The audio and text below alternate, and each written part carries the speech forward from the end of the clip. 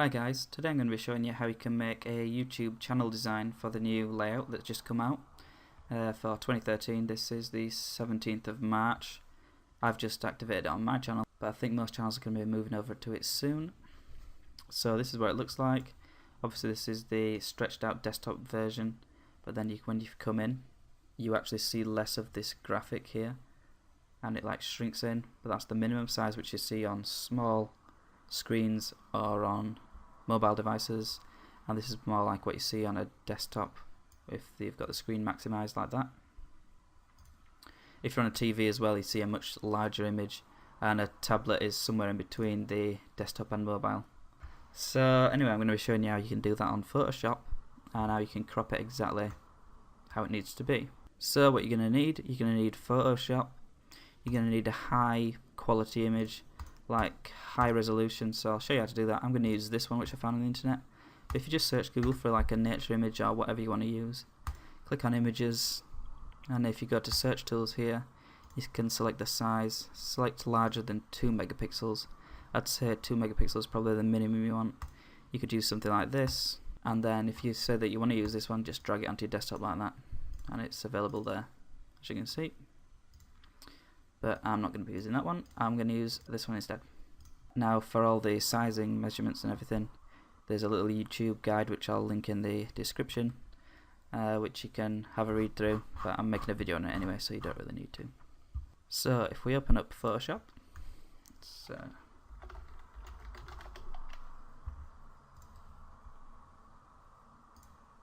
there we go. So make this a bit smaller. Now File, New. You want to set your width to 2120 and your height to 1193. Make sure your resolution's on 72 pixels per inch, and that's about it. Square pixels down there, just click OK. Now the first thing you're going to want to do obviously is drag in your little picture that you've made or that you've got off Google. Just stretch that out. You can always change the size of it later. So there we go, I've got that filling the screen. If you wanted, you can press Ctrl T and make it bigger or whatever you want, but I'm not going to. So I'll just reject those changes. Now, as you can see, this is a huge image, and with the mobile site you only see a small portion of that. So how do you make sure that the bit that you see on a mobile device or on a small screen shows up correctly and it's got all the information in there that you want? So here I've got my website name, and as you can see that fits in, whether I'm on the smallest one or even on the biggest one, you can still see it fine. It doesn't matter what size the screen is. And I did that by looking on the guide, and you can see here the minimum size is 1280 by 350. So the way I got everything scaled up is I created a little box and create the width as 1280 and the height as 350, and then if we click in there, just click OK on that, and it creates a little rectangle. But how do I make sure that's exactly in the middle? I'll show you a little trick if you don't know. Click on the little marquee tool there, make sure it's the rectangular one, then press Ctrl A, that'll select the whole canvas,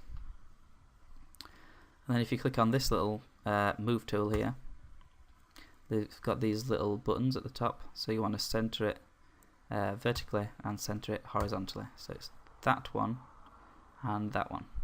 And as you can see, it's perfectly centered right in the middle. Okay, so the next thing I'm going to want to do is, well, I just like to rasterize the layer like that. Just right click, rasterize layer. And then what you're going to want to do is hold Control and click on the little thumbnail next to that rectangle one that's been created, and that'll select it with the marquee tool. Now you actually don't need that to be coloured in black, so you can just click the delete key and then go to select and then inverse. So instead of selecting what's inside the square, it's now selecting everything that's outside it. Then you can come to the paint bucket tool. If it's not there, just right click and choose it. Make sure that you've got a visible colour. Doesn't matter what it is, it could be red. I'm just going to set it to black, and then just paste that in there. You can then press Ctrl D and it'll deselect it, so you haven't got those running ants all the way around. And there you go, that's the little window that you see on a mobile device. As you can see, that image doesn't look all that great at the moment, so I'm just going to do a few quick adjustments to it. I'll just, you can click this little eye to get rid of that new rectangle that you've made, that little viewing window, and just deselect that, and then I'm going to choose my image on the layers panel. In fact, let's make this full screen. Once you've got this full screen, just right click on the image that you dragged in and click Rasterize Layer on that. Then you can come up here to Image, come to Adjustments, sort out the levels. It gives you quite a bit of control in terms of contrast and brightness. Just mess with these until you get it looking exactly how you want it.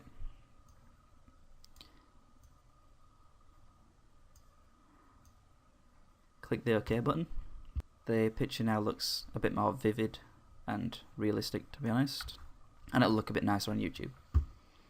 So now we want to see what the smallest possible window looks like, so you just click the little eye there and it'll select that little window.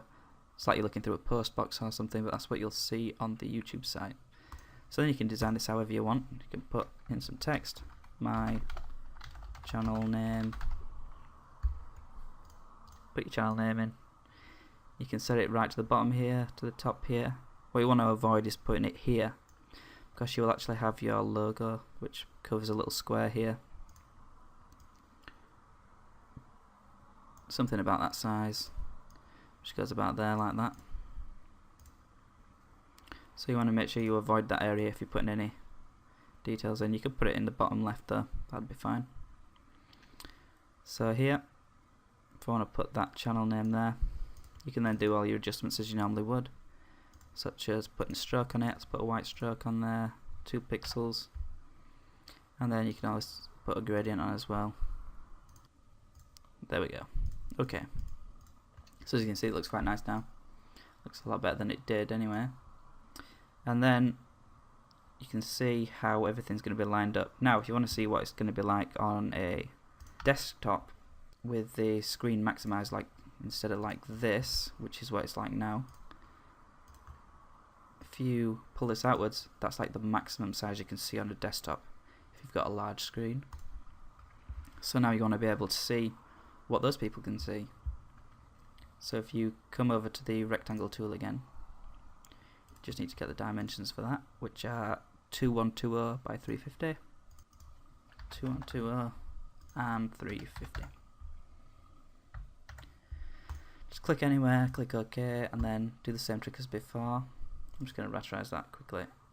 Rasterize layer, then marquee, Control A, then back to the move tool and center it both horizontally and vertically.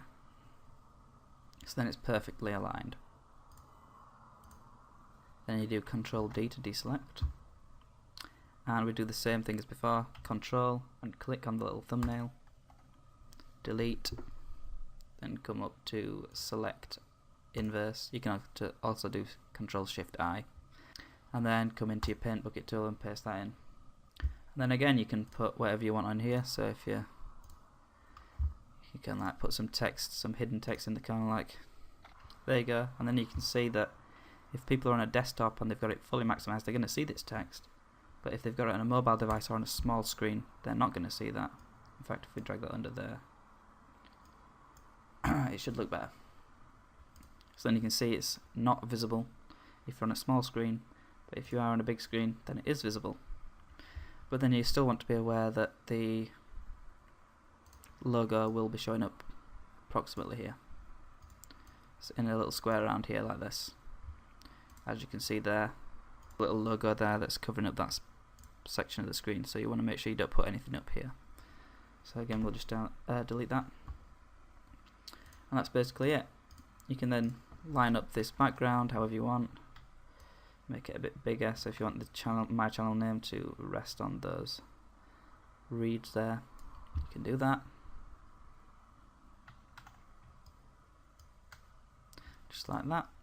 Apply the transformation, and then you can just check it again with the desktop users, and the mobile users. Now say you want to upload this, you're just going to come up to File, then Save for Web.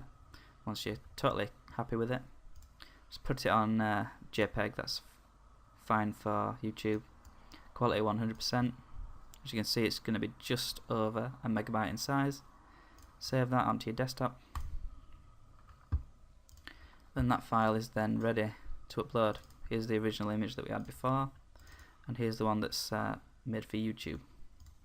I'll just upload this template so you don't actually have to recreate this if you don't want to. If you want to be lazy, you can just drop your own image in just above the background, so not like here, just make sure it's just above the background. So I'll just upload that for you. I'll put the link in the description to that file, to this Photoshop file, so you can do it yourself. If you've got any ideas for new videos I can do in the future, then please send me a message or comment on this video. Anything to do with Photoshop. Just want to give a shout out to Zitrox Officially. I use all his music on my speed art videos, such as this one. So that's about it. Please give this video a like if you liked what you saw, or if it helped you out in any way. Throw me a comment, I'd like to see what designs you come up with, and subscribe. Thanks for watching.